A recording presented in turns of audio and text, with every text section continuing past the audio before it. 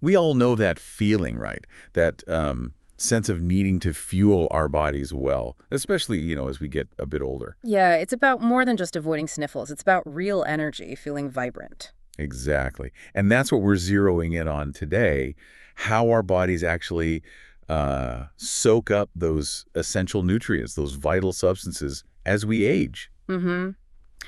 We're really digging into a pretty fascinating study here. It was published in Nutrients back in September 2016. Okay. Researchers from the University of Hohenheim, they looked at blood samples from, get this, over 2,000 people. Wow, 2000 across Europe. Yeah, aged 35 to 74 across 6 different European countries. So a pretty broad look. Okay, so consider this our intel briefing. How does aging really affect these vital nutrient levels? That's the mission. Right. And crucially, what does it actually mean for you listening? What can you do about it? And there's some good news right at the start, isn't there? We can actually influence this. We absolutely can. That's key. Now, the study and other research too, it does point towards, an increased risk of deficiencies as we get older. Deficiencies in what exactly? Vitamins, minerals? Yeah, the whole spectrum, really. Hmm. Vitamins, minerals, antioxidants, trace elements, all those vital substances the body needs.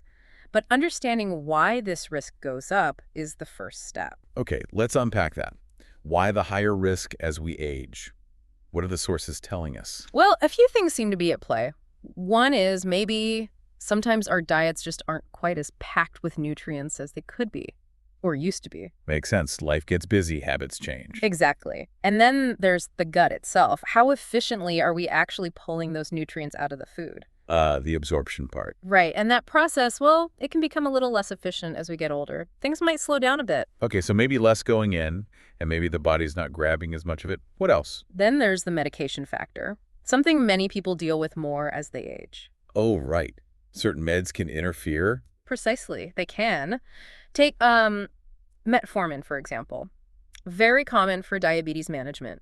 It's been linked to potential dips in vitamin B12 and also folic acid. Okay, B12 and folic acid with metformin. Are there others? Yeah, definitely. Methotrexate, often used for things like rheumatism. That can also affect folic acid. Right. And those acid blockers for heartburn. They might lead to lower vitamin B12 levels. Wow. Even simple things. Even diuretics, water pills, they can sometimes cause us to lose those water-soluble vitamins faster. So it's like a potential triple whammy.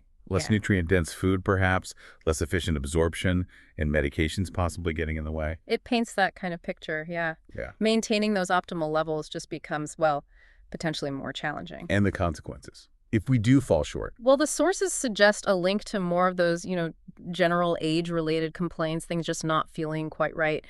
And it can become a bit of a cycle, actually. If you have existing chronic conditions, your body might actually need more of these nutrients.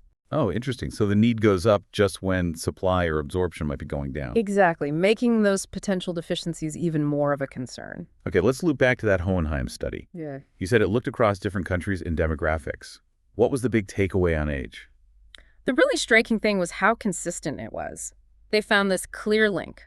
As age increased, levels of vital nutrients tended to decrease. And that held true everywhere they looked. Pretty much. Didn't matter which country, what time of year, gender, or even what people said they ate.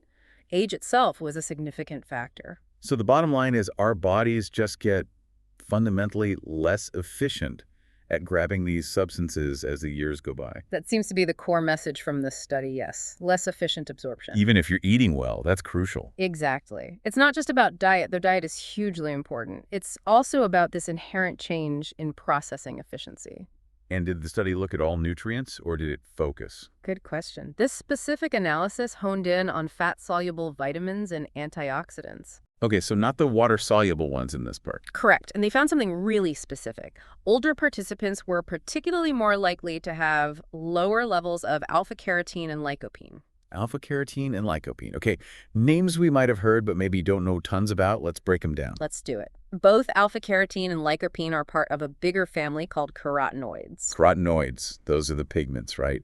Give fruits and veggies their color. You got it. Reds, oranges, yellows, even greens. They're these natural plant compounds, and importantly, they act as antioxidants. Antioxidants, we hear that word all the time.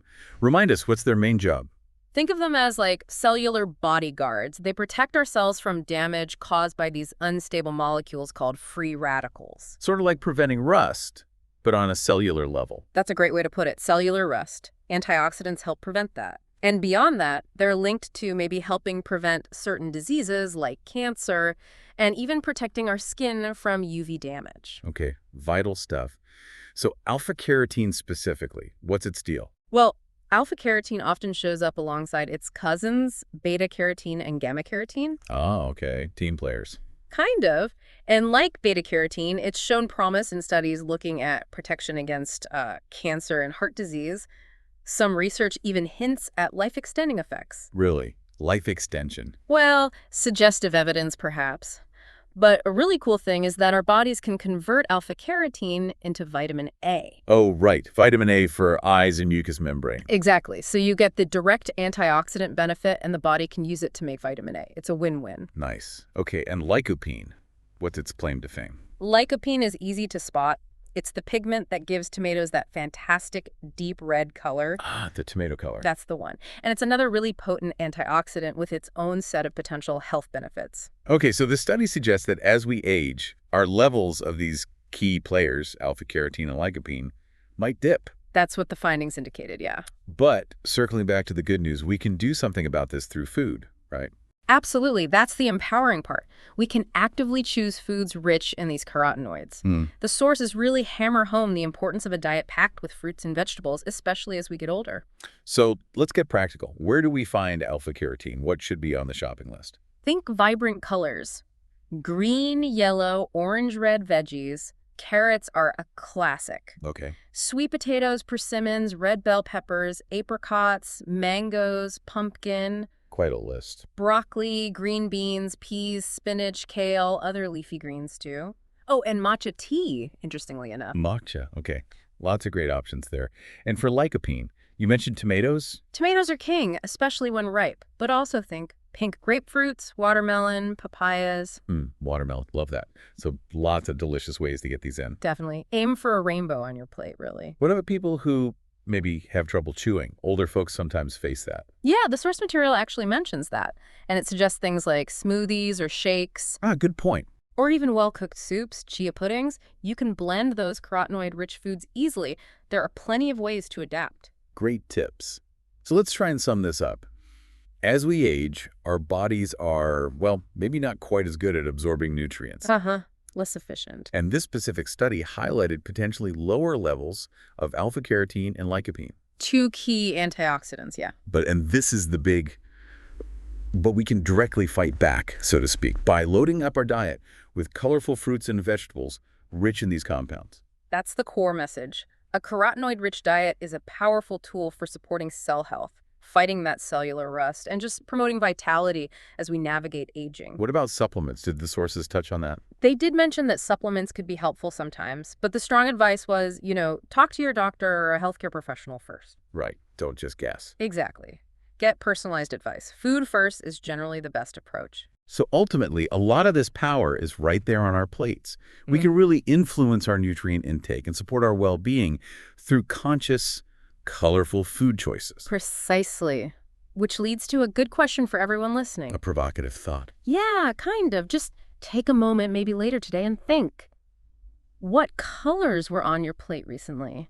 How could you maybe intentionally add more of those vibrant greens, yellows, oranges, reds, more of those carotenoids to really invest in your long-term health and energy? That's a great actionable thought. Food for thought, quite literally. Exactly. Well, thank you for breaking all that down for us. Really insightful. My pleasure. Here's to staying vibrant.